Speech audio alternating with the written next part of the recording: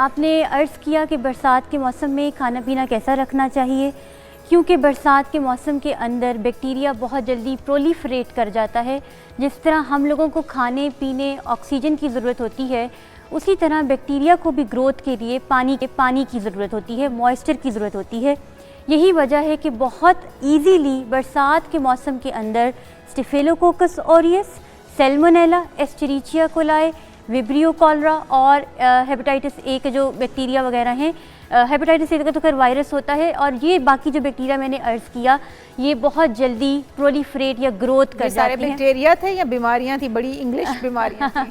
हाँ, ये तमाम ऐसे बैक्टीरिया हैं जो कि बरसात के मौसम के अंदर ख़ास तौर पर हमारे फूड आइटम्स के अंदर और पानी के ऊपर पाए जाते हैं, जिसकी वजह से फूड पॉइजनिंग होती है और डिसेंट्री होती है, डायरिया होता है।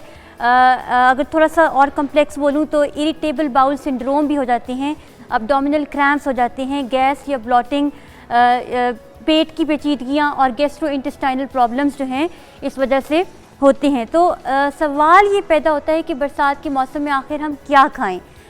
तो सबसे पहले तो बाहर के खाने से इशाल हमें इज्तनाब करना है। We have to avoid all kind of junk and fast food, particularly during ये जो बरसात और मौसम गर्मा जो बीच में, क्योंकि गर्म मौसम होता है, इसलिए ज़रूरी ये है कि पानी के अंदर नींबू का रस शामिल करके चिया सीड से बनी हुई ड्रिंक का इस्तेमाल करें, बजाय इसके कि बाज़ार से आम दस्तयाब जो कोल्ड ड्रिंक या फिर कोई स्वीटन ड्रिंक है उसका इस्तेमाल करें, क्योंकि उसके अंदर आर्टिफिशियल स्वीटनर भी ज़्यादा होंगे, तो वेट गेन भी होगा और ये हेल्थ के लिए मुवाफिक नहीं है।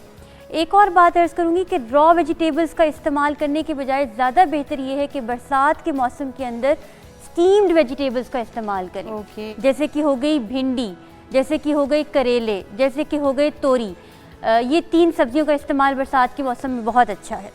ठीक है। अच्छा, अमूमी तौर पे ज़ोया साहबा, हमने तो देखा है कि जब बारिश होती है तो लोग पकौड़ों की डिमांड करते हैं, समोसे, चटपटी चीज़ें ज़्यादा यहाँ पे हाई डिमांड में होती हैं, तो इनके भी कुछ साइड इफ़ेक्ट्स हैं क्योंकि मौसम के साथ इनको हमने नथी कर दिया है। जुनेद भाई देखिए, अगर इसको बरसात के मौसम में बाहर से आप लोग खाएंगे, चाहे वो समोसे हों, कचौरी हो, पकोड़े हों, या फिर बाज़ार के बने हुए दही बल्ले हों, गन्ने का रस हो, सैलेड हो या चटनियाँ हों, तो ये मुवाफिक नहीं है, क्योंकि ये जिस हालात में बनते हैं वो आलूदा पानी के ज़रिए से उसकी मशीनें और ग्लासें और जो बर्तन यूज़ होते हैं वो आलूदा पानी से धोए जाते हैं, इसलिए ये मुवाफिक नहीं है कि हम बाहर से ये चीज़ें खाएं। हाँ, घर पे बनाकर अगर ऑयल को अच्छे तरीके से बार बार चेंज किया जाए, जिसके अंदर ट्रांस फैटी एसिड की मिकदार ना हो और एक्रायलिन जो कि कैंसर प्रोड्यूसिंग एक पिगमेंट है वो ना हो, तो फिर बहुत बेहतर है कि हम घर से बनी हुई अशिया खाएं।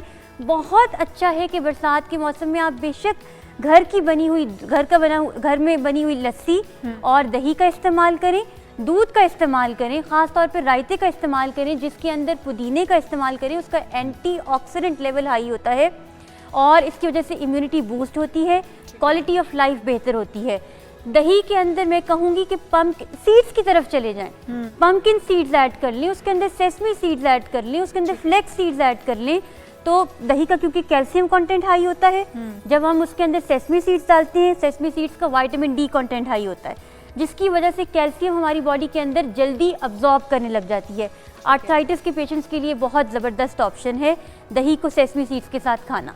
ओके, ज़बरदस्त। अच्छा, ये भी बताइएगा कि प्रेग्नेंट ख़वातीन इस मौसम में किस तरह की एहतियात बरतें कि उनको डायरिया भी ना हो, वोमिटिंग, नोज़िया भी हो रहा होता है, तो उनको तो बहुत सिलेक्टिव सी चीज़ें खानी पड़ती हैं, तो इस मौसम के अंदर कि उनके भारीपन भी फील ना हो और उनके लिए हेल्दी भी रहे, क्या कुछ खाना चाहिए उन्हें? देखिए शान, इसमें प्रेग्नेंट ख़वातीन के लिए सबसे बेहतरीन ये है कि वो प्रॉपर डॉक्टर के फॉलोअप के साथ जो उनको सप्लीमेंट्स रिकमेंड किए, एक तो वो तो लेती ही रहें, लेकिन इसके साथ साथ वो हर फूड ग्रुप में से एक बैलेंस्ड पोर्शन का इस्तेमाल करें। होल ग्रेन्स में 6 to 11 का पोर्शन इस्तेमाल करें, मिल्क और मीट में से 2 to 3 का, फ्रूट्स और वेजिटेबल्स में 3 to 4 सर्विंग्स, और फैट स्पेरिंगली यूज़ करें।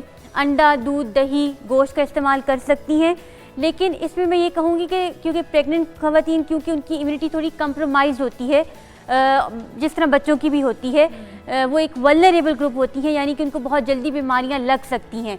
इसलिए ज़रूरी ये है कि वो अपनी डाइट के अंदर 500 इजाफी कैलोरीज़ का इजाफा करें। यानी कि अगर वो 1 रोटी खाती हैं तो उसको 1.5 कर दें, अगर 1.5 खाती हैं तो हमल के दरमियान में उसको 2 तक ले जाएं। सैलेड का इस्तेमाल करें, दही का इस्तेमाल करें।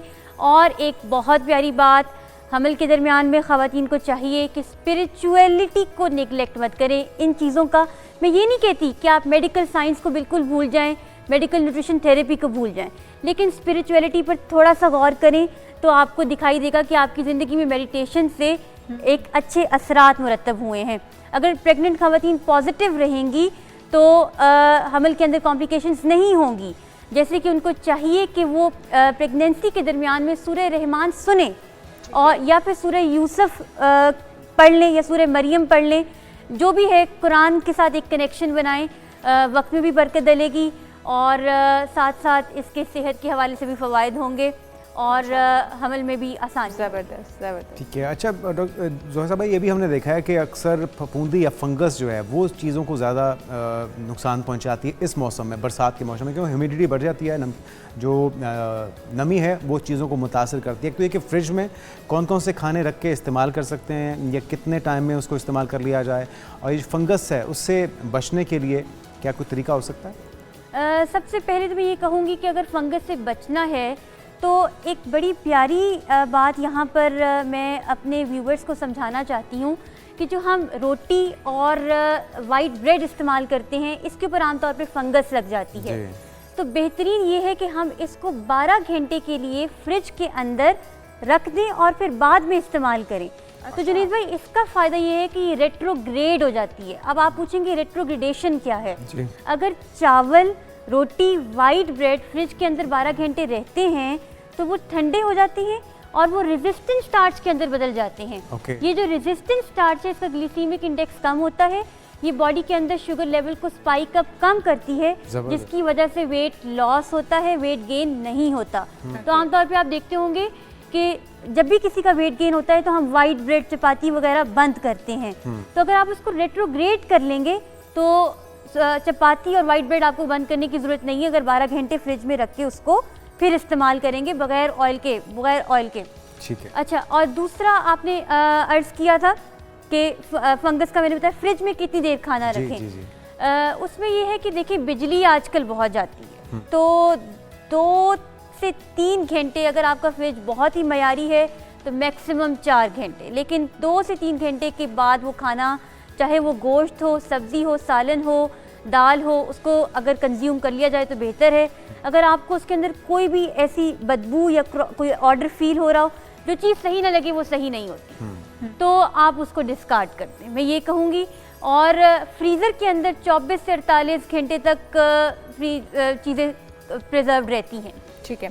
अच्छा डॉक्टर साहब, मौसम बरसात के साथ ये जोड़ा जाता है कि इस मौसम में गोश्त का इस्तेमाल कम से कम किया जाए तो बेहतर है। डायरिया होने के खदशात होते हैं, तो क्या गोश्त को अच्छे से पकाकर अगर खाया जाए तो भी डायरिया के खदशात होते हैं, या फिर गोश्त से अवॉइड करना चाहिए?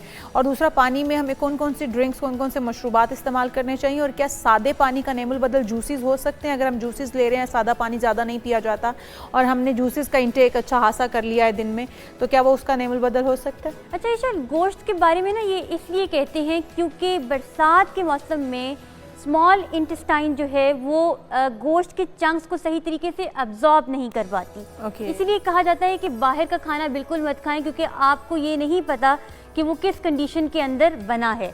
अगर गोश्त को घर पर सही तरीके से कुक किया जाए और मीट टेंडराइजर उसके अंदर डाला जाए, बेहतरीन है, आप उसको कंज्यूम कर सकते हैं। इसके अलावा आपने पूछा कि जूसेस के अलावा पानी बेहतर है। पानी का तो नेमुल बदल कुछ भी नहीं है, मैं वाटर थेरेपी, पानी सबसे बेहतर है। Thank you so much Zohra साहब, वक्त की कमी है और ये मुफीद मशवरे इस पर अमल करके हम इस मौसम में अपनी सेहत को मुतासर होने से बचा सकते हैं।